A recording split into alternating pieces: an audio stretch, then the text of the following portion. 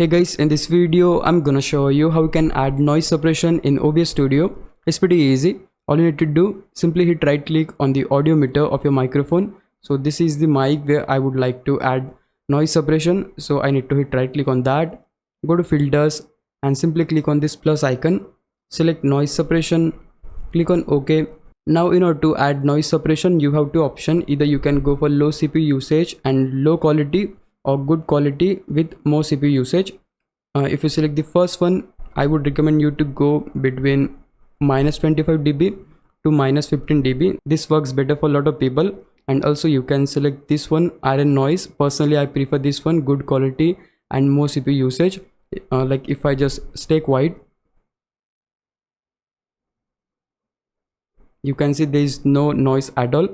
But again, it is up to you. If you want low CPU usage, you can go with the first one, and if you want better quality, you can go with the second one. And this is exactly how you'll able to add noise suppression in OBS Studio. Hope this video helped you out. If it did, please leave a like and subscribe my channel. Thanks for watching.